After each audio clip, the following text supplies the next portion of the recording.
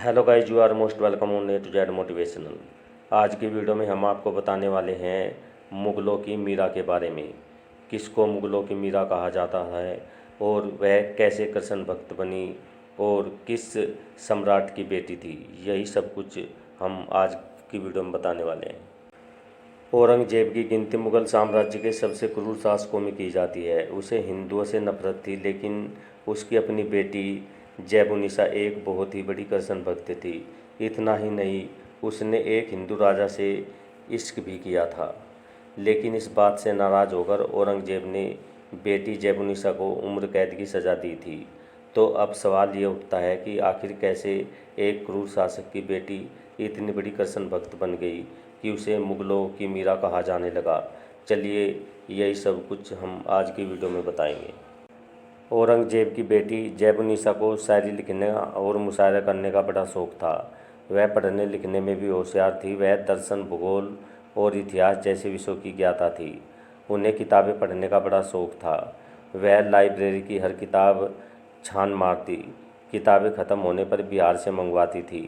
वह अपना गुरु फारसी कवि हम्मद सईद अशरफ मंजधारनी को मानती थी।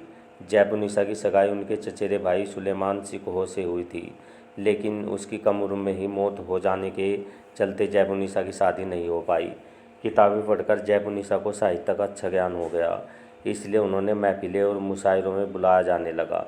लेकिन उनके पिता औरंगजेब को ये बात खटकती थी। जैबुनिसा अपनी कविताएं फारसी भाषा में लिखती थी। इन कविताओं के नीचे वह अपना नाम लिखने की बजाय मखबी लिखती थी।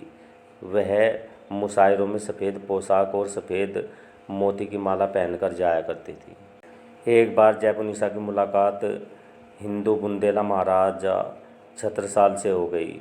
वह उन्हें दिल दे बैठी, लेकिन उनके पिता इस बात से बड़े क्रोधित हुए। दरअसल औरंगजेब और महाराजा छत्रसाल आपस में दुश्मन थे। जब पिता ने इन दोनों का रिश्ता तुड़वाया तो जैबुनिसा मराठा छत्रपति शिवाजी से भी प्रेम कर बैठी। वह उनकी बहादुरी के किस्से सुनकर इम्प्रेस हो गई थी। उन्होंने अपनी मोहब्बत की अर्जी भी शिवाजी महाराज तक भिजवाई थी, लेकिन उन्होंने इसे स्वीकार नहीं किया। 2 बार इश्क में नाकामयाबी मिलने के बाद जैबुनिसा शायरी करने लगी। मुशायरों और महफिलों में जैबुनिसा का आना जाना बढ़ गया। यहाँ उनकी मुलाकात शायर अकील खां रंजी से हुई। दोनों में इश्क हो गया, लेकिन फिर पिता ने इस रिश्ते पर ऐतराज़ जता दिया।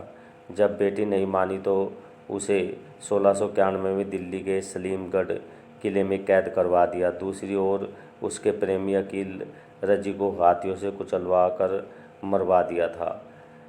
पिता से नाराज़ जैबुनिसा जेल में रहकर कृष्ण भक्त बन गई। वह करीब 20 साल जेल में रही, जहां उन्होंने 5000 से भी ज़्यादा गज़लें, शेर और रुबाइयाँ और कविता संकलन दीवाने खपकी लिखी। 20 साल की कैद में रहने और कई यातनाओं को झेलने के बाद आखिर सन 1707 में जैबुनिसा ने दम तोड़ दिया। जैबुनिसा मिर्ज़ा गालिब के पहले वह अकेली शायरा थी जिनकी रुबाइयाँ और गज़लों और शेरों के अनुवाद अंग्रेज़ी, फ्रेंच, अरबी साहित्य कई विदेशी भाषाओं में हुए हैं। वह मुग़ल ख़ानदान में उनके अंतिम शासक बहादुर शाह जफ़र के अलावा अकेली ऐसी शख्सियत रही है जिनकी शायरी को ही दुनिया सराहती है। Okay guys, I hope video आपको अच्छी लगी होगी। तो मिलते हैं नेक्स्ट वीडियो में। Till then, okay, bye bye.